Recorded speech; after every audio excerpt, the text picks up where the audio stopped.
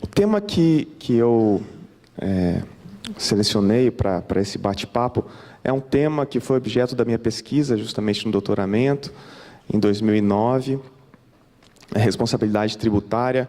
E o meu interesse no assunto foi justamente por conta das dificuldades que eu tinha com o tema. Eu sempre achei um tema que me desafiava, eu achava complicado, eu achava que não tinha lógica, que o nosso código era complexo e, justamente desafiado pelas dificuldades do assunto, eu acabei me apaixonando pelo tema e acabei desenvolvendo pesquisa e escrevendo sobre o assunto. O tema é bastante amplo, tá? Inclusive no meu estudo, que depois foi publicado em 2012, eu estabeleci um corte específico, né, para poder justamente delimitar o objeto, como se faz em todo o trabalho de pesquisa. E a ideia foi delimitar a responsabilidade à luz dos momentos da vida de uma empresa, de uma sociedade, né? Então, eu tenho a responsabilidade no momento da formação de uma empresa, responsabilidade no momento da gestão, da reorganização societária e da dissolução dessa sociedade. Então, fotografando esses 4 momentos, eu tive a possibilidade de visualizar a intersecção do assunto, que é um assunto de direito tributário, com as regras e a racionalidade do direito privado. Isso é uma característica muito interessante, não só do direito, enfim, os senhores devem ouvir comumente os discursos em torno da importância da interdisciplinariedade no direito, mas o tema da responsabilidade tributária, especificamente, ele remete a muitos conceitos do direito privado.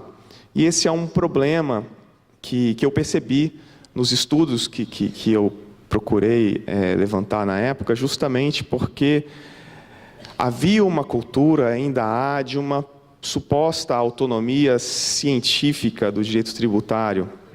E se buscava delimitar e resolver as questões como se o racional, como se os conceitos do direito tributário pudessem oferecer soluções.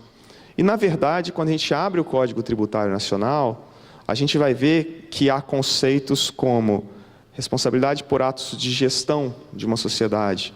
Eu só vou saber se há um ilícito na gestão de uma sociedade se eu souber quais são as condutas que se esperam de um administrador de uma sociedade. Isso está no Código Civil, isso está na Lei das SAs. Eu só vou entender a responsabilidade de uma incorporação de sociedades se eu souber a lógica também que preside esse conceito no direito privado. Um outro conceito muito comum e que me chamou muita atenção há julgados famosos sobre a responsabilidade tributária na dissolução irregular de sociedades. Parece meio óbvio que, para entender a dissolução irregular, eu tenho que saber o que é uma dissolução regular. Só que nenhum acórdão do STJ diz em que momento e por que aquela dissolução foi irregular. E esse conceito só quem vai dar justamente são as regras que dizem todos os trâmites necessários ao encerramento das atividades de uma companhia ou de uma empresa.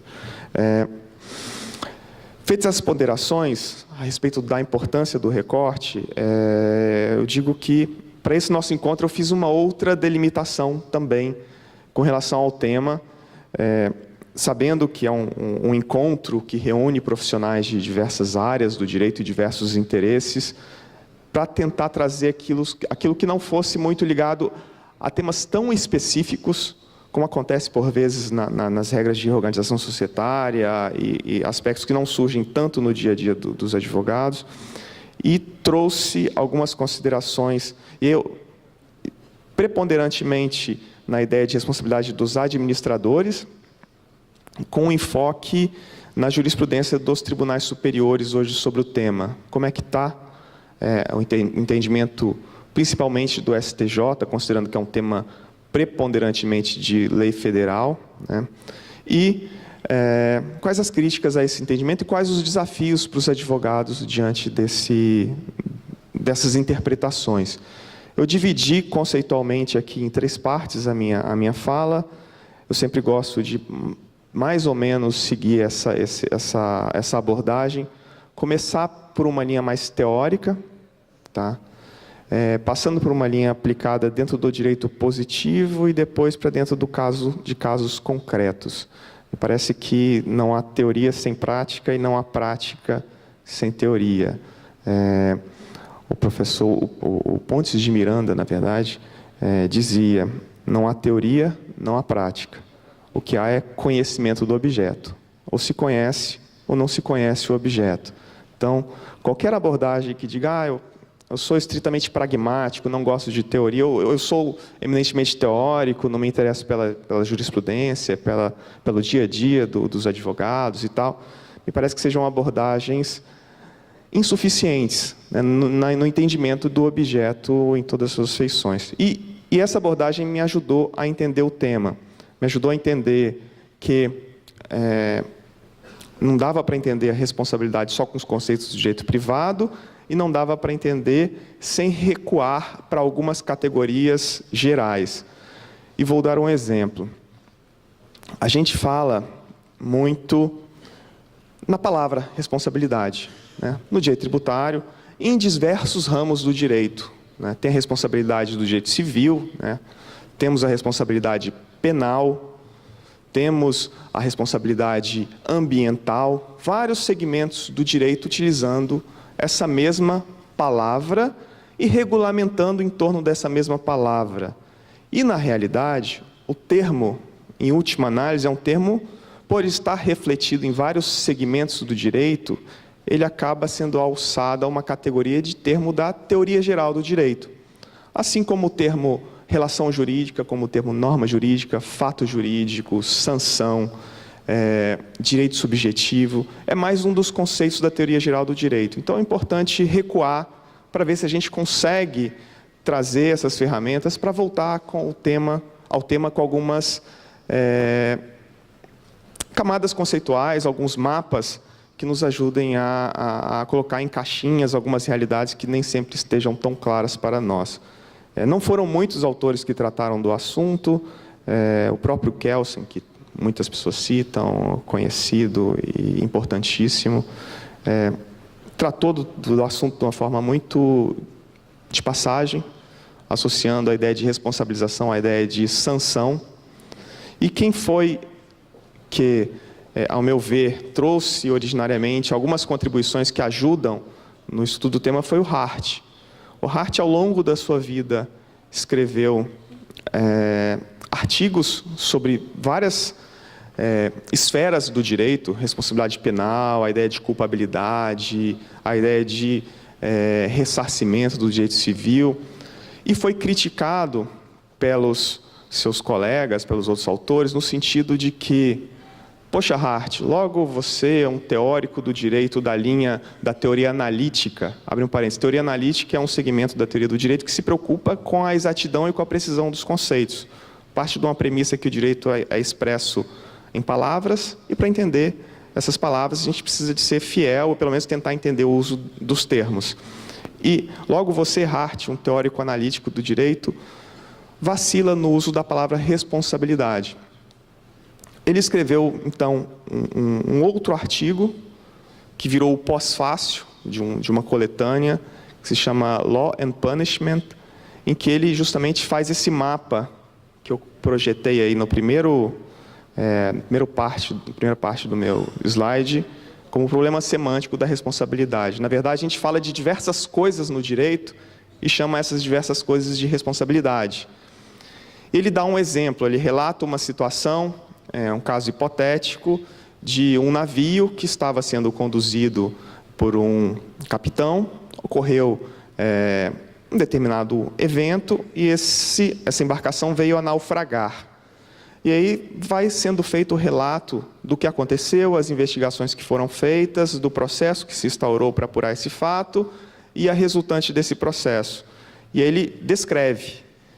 E nessa descrição ele começa: um navio, embarcação tal, naufragou ao dia tal, e especulou-se que esse naufrágio teve como responsável a tormenta em alto mar. Porém, o responsável por essa embarcação era o capitão, que alegou que estava embriagado e que não tinha responsabilidade sobre seus atos. E, ao final do processo, decidiu-se que ele, de fato, seria responsabilizado pela indenização às pessoas que sofreram danos por esse evento. Vejam que a gente utilizou o termo de uma forma que a gente entende, né, em diversas passagens, mas para significar coisas que estão conectadas, mas que significam coisas diferentes. Uma primeira acepção, quando eu digo a tormenta em alto mar foi responsável pelo naufrágio, eu estou falando de causa, né? A gente percebe isso muito no direito. Quem foi o responsável pelo desvio de recursos, notícias que a gente vê no jornal? Quem causou? Quem foi o autor? Né? Fulano vai ser responsabilizado criminalmente, vai ser sancionado, já uma outra acepção.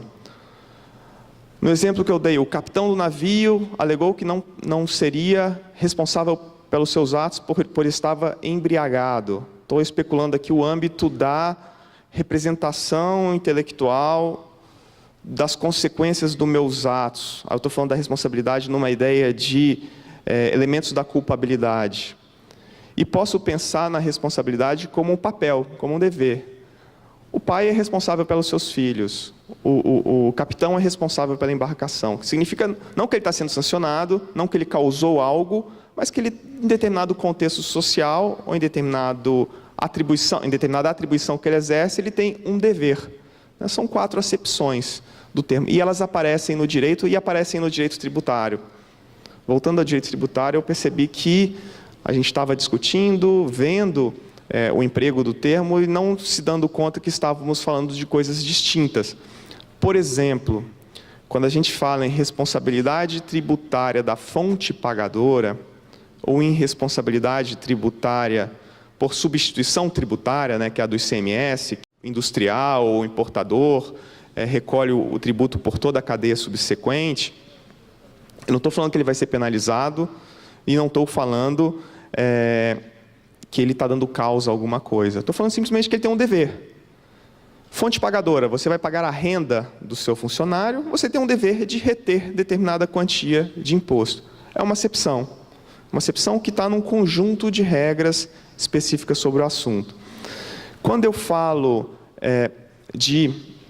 principalmente, aí eu já vou para as regras centrais aqui da responsabilidade do Código Tributário, em responsabilidade de terceiros por infração, eu estou especulando se alguém vai ser sancionado a recolher determinada parcela de tributo aos cofres públicos. E aí a sanção não se confunde com a ideia de confundir tributo com sanção, mas é a sanção na ideia de ressarcimento. Eu vou ressarcir uma quantia que deixou de ser paga por outrem, né, que tem um fundamento lícito por si só. São 2 fatos, o fato tirador do tributo e o fato tirador da responsabilidade. Quando eu vou no campo do 136 do Código, que fala da ideia de se é importante ou não para fins de penalidade ou considerar se a pessoa agiu com culpa ou dolo, e aí a responsabilidade sempre é objetiva pelas multas, pelo menos se admite essa modalidade, ali eu estou num campo da capacidade, ou seja, não me importa o dolo, não me importa a culpa, me importa o fato objetivo. Então, se essas várias acepções, elas aparecem no código, e essas caixinhas conceituais, muitas vezes ajudam a entender que são realidades diferentes. Outro conceito que ajuda, categoria geral também, que esse vem sim da teoria pura do direito, que foi desenvolvido por outros autores, muito incipiente ali, que são a ideia de paradigmas de responsabilização. Na verdade, a teoria pura falava responsabilidade civil, responsabilidade penal. A gente sabe que não é bem assim. O direito não tem só 2 ramos, né? Autores mais modernos, exemplo de Paulo Larrañaga, que é um autor mexicano, que estudou o assunto, desenvolveu a ideia de paradigmas de responsabilização, ou seja, modelos de responsabilização mais parecidos com o direito penal ou mais parecidos com o direito civil e que podem acontecer em qualquer outro ramo do direito. Melhor explicando, no direito penal eu tenho uma ideia preponderante, e aí a palavra preponderante é importante, de punição, né? Retributividade. É claro que, feita a ressalva da preponderância, eu tenho também penas, tenho sanções, né, melhor dizendo, com caráter ressarcitório, enfim, medidas reparativas, etc. E no direito civil, eu tenho uma ideia preponderante de ressarcimento. Tá? Claro que também tem as multas no direito civil e as penalidades punitivas no direito civil também. Então, é uma ideia de preponderância, uma ideia de paradigmas. Olhando para os ramos do direito de uma forma geral, a gente vai ver que esses paradigmas eles vão surgir em maior ou em menor expressão. E o direito tributário ele é bem peculiar porque ele traz, de igual forma, esses dois racionais de se pensar uma sanção, uma responsabilização na ideia de sanção. Tá? Aí já estou traçando uma delimitação como sanção, que é a ideia preponderante dentro do direito tributário, embora eu tenha a fonte pagadora, a ideia da fonte pagadora, a ideia da substituição tributária, que é um outro conceito de responsabilidade, que é a ideia de um dever, né? Mas eu tenho preponderantemente a ideia da sanção nas categorias do CTN. E ali dentro eu vou ter, sempre que eu falar de responsabilidade dos sucessores, de responsabilidade dos administradores, e aqui já estou tratando do 129 ao 135 do CTN, esses dois capítulos iniciais aí que estão citados, eu estou trabalhando com a ideia de ressarcimento. Sanção, ressarcimento.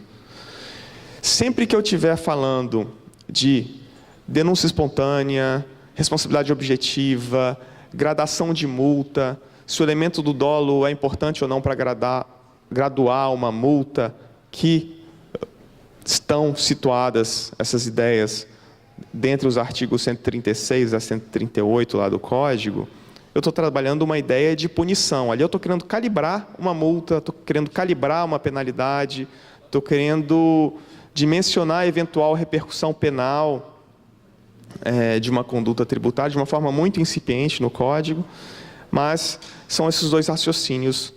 Apenas um grande mapa conceitual que foge um pouco da tipificação básica do Código, mas que me ajudou a entender um pouco o racional e as categorias que estavam por trás do nosso Código. E a gente vai para o nosso direito propriamente dito. O tema da responsabilidade está dentro do tema da sujeição passiva, né? A primeira categoria que o CTN faz é a obrigação tributária, como toda relação, tem um sujeito ativo e um sujeito passivo. O sujeito ativo é o fisco, o sujeito passivo é quem tem que pagar, né? E a pessoa que tem que pagar, ela pode estar em duas categorias. Contribuinte, que é quem pratica o fato gerador, a palavra técnica é quem pratica o verbo previsto na regra de incidência tributária, né? Para quem tem mais amor pelo direito tributário, verá assim. Por exemplo, se eu tenho, ao ferir renda, né, ao final do ano eu ganhei uma determinada quantia em dinheiro e se entende que aquilo é uma mutação patrimonial positiva que signifique renda, eu que oferi essa renda, eu pratiquei o verbo oferir renda, então eu sou o contribuinte. Qualquer outra pessoa que em matéria de imposto de renda seja chamado a pagar esse tributo, ele é um terceiro. Se ele é um terceiro, ele não é contribuinte, ele é um responsável. Então, uma categoria por exclusão. E essa pessoa pode ser chamada por fundamentos diversos. E aí começa a dificuldade e os desafios do nosso direito positivo. Porque o Código ele fala que responsável é aquele que não é contribuinte. Isso, do ponto de vista conceitual, é bastante problemático, que é a chamada definição pela negativa, né? Eu sei o que não é responsável, mas o que é, né? A gente avança mais um pouco, percebe que, mais adiante o Código vai falar, não, é alguém que seja definido por lei. Tá bom, reafirmou a legalidade, mas não me ajudou. Mais adiante, o 128 do Código vai trazer um capítulo chamado Regra Geral, Disposição Geral de Responsabilidade Tributária. E vai dizer, salvo disposição em contrário, o responsável é aquele que está vinculado ao fato gerador. A gente fala, poxa, agora eu não entendi mais nada, porque eu acabei de dizer que quem está vinculado ao fato gerador é aquele que praticou o fato, então ele é contribuinte e não é responsável. Então, que vínculo é esse? E aí a doutrina se esforçou para entender que esse é um vínculo indireto, não é um vínculo direto, não é quem praticou o fato, mas quem tem qualquer outro vínculo. Só que, para piorar a nossa vida, quando a gente vai para os artigos subsequentes do Código, tá? Eu vou pular essa parte aqui.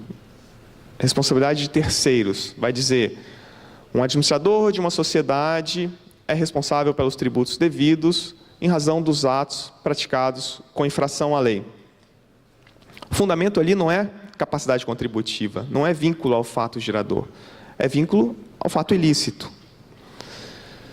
Mais adiante, quando a gente vai nos dispositivos de sucessão, né, responsabilidade na reorganização societária, responsabilidade na sucessão causa-mortes, por exemplo, que é uma regra parecida com a do direito civil, o fundamento ali não é também a prática do fato gerador, é a ideia de subrogação. Eu posso não ter nada a ver com o fato gerador. Imagine que eu recebo duas notícias, uma boa e uma ruim. A notícia ruim é que eu descubro que a pessoa que eu sempre acreditei que era o meu pai, não é quem eu achava que era, mas é uma outra pessoa que vive em outro país. E a parte boa é que ela é super abastada e me deixou uma super herança. Só que essa herança veio com uma dívida tributária relativa a fatos que foram praticados antes da morte dessa pessoa. Oferiu renda, não recolheu imposto. Nem sabia que o fulano era meu pai. Como é que eu participei da situação relativa ao fato gerador? Não tenho vínculo nenhum.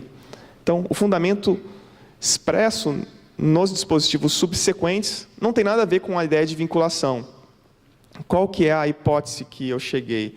Que, na verdade, o 128 não explica nada. Não explica nada, pelo menos, daqueles capítulos subsequentes. Explica se eu quiser criar uma outra coisa, além daquilo que está no CTN, eu tenho que obedecer esse critério. Mas para aquelas categorias conhecidas, esse critério não resolve.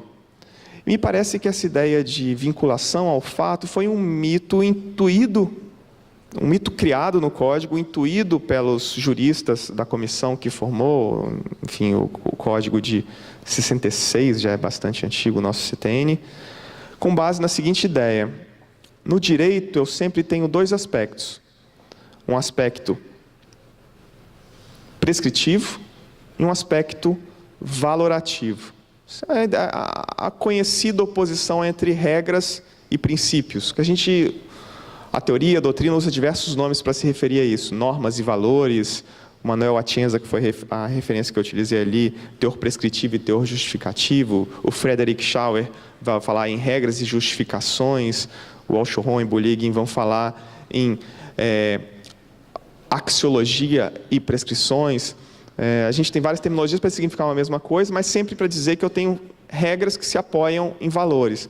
No direito tributário, a gente tem as regras de tributação, que excepcionam o direito de propriedade, e para fazer isso, elas têm uma justificação num valor importante também na Constituição, que é o valor da capacidade contributiva.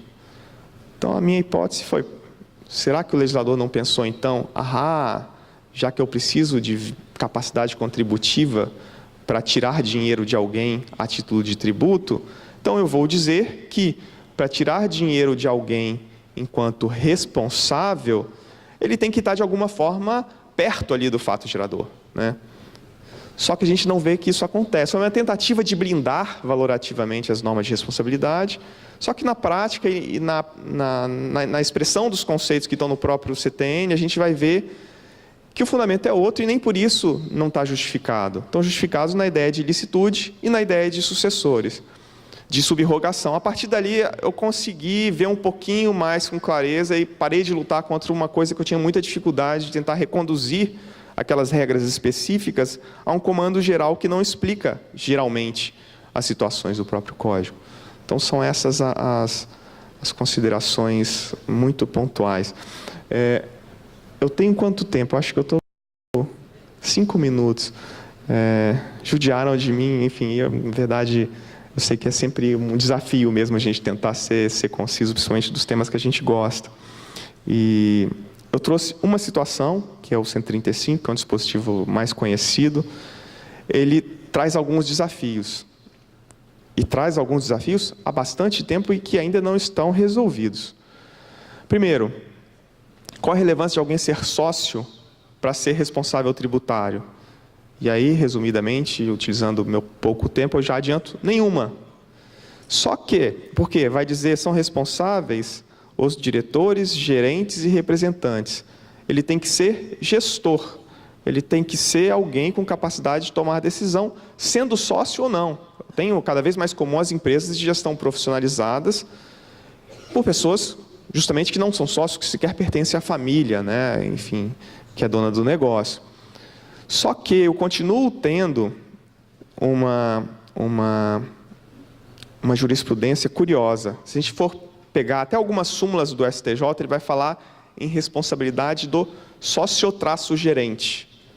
O sócio-gerente é responsabilizado, é responsável pelos fatos ilícitos. A gente fica, poxa, agora danou-se. O CTN fala em administrador e o STJ, que é quem interpreta a legislação federal, fala em sócio-gerente, numa dicotomia entre dois termos que me leva a um equívoco a ponto de eu não saber o que é importante naquele momento. Na realidade, a gente faz fazendo um retrospecto histórico, a gente vai ver que esse termo ele sequer existe no direito positivo, pelo menos desde 2002. Tá? É um dispositivo que tinha na antiga lei das limitadas de 1919, quando era realmente comum, era efetivamente uma realidade que os sócios eram, na maior parte das vezes, os próprios gestores. Então, essa realidade da profissionalização só foi reconhecida a partir de 2002. E esse conceito foi revogado. 2002, já que tem quase 20 anos, o nosso novo código, que eu insisto em chamar de novo, mas não é mais novo. Eu tive que aprender depois que saí da faculdade, mas, enfim, já tem bastante tempo. E não usa mais o termo, mas tem uma súmula do STJ recente que usa o termo sócio-gerente, que leva a equívocos. E a resposta é reconduzir a legislação para dizer que não, esse termo não é relevante. O importante é que ele seja sócio, que ele seja administrador, vejam, ato falho, como o tema traz problemas, e que ele tenha praticado ilícito. Tipos de infração. CTN fala infração de lei, contrato social ou estatutos, mas não diz qual a infração. Isso é um desafio também. Na verdade, qualquer infração tipificada por qualquer outro ramo do direito, que, até onde eu pude mapear, que seja qualificada por um resultado específico dentro da esfera tributária. Então, posso ter uma infração societária que leve à responsabilização tributária. Eu posso ter uma infração penal que leve a uma responsabilização tributária. Posso ter uma infração, algum dispositivo do Código Civil que leve a uma responsabilidade tributária.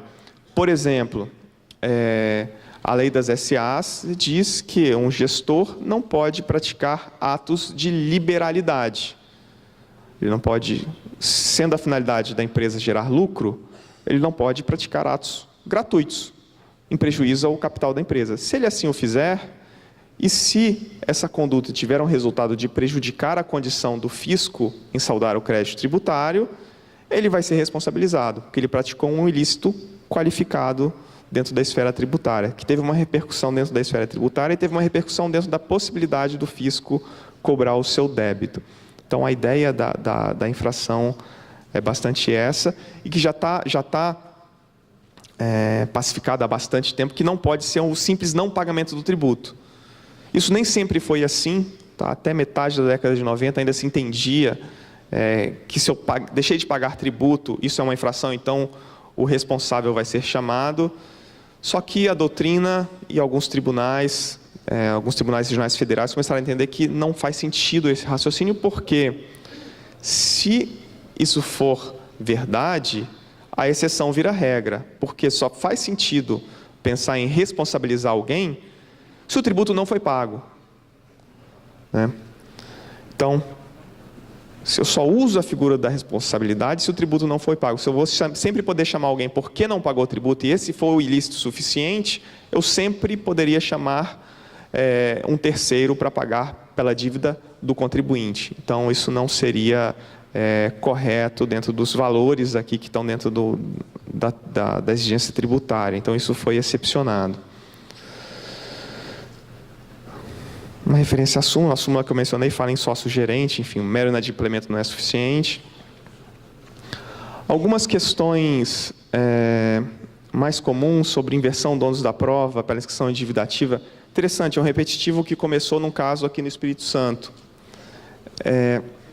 Bastante conhecido, ele vai dizer o seguinte: se o débito foi inscrito em dívida ativa, ou seja, vai seguir para a execução, e determinada pessoa está ali como responsável, já na dívida ativa, ele que tem o ônus de mostrar que ele não é responsável. Isso parte de uma regrinha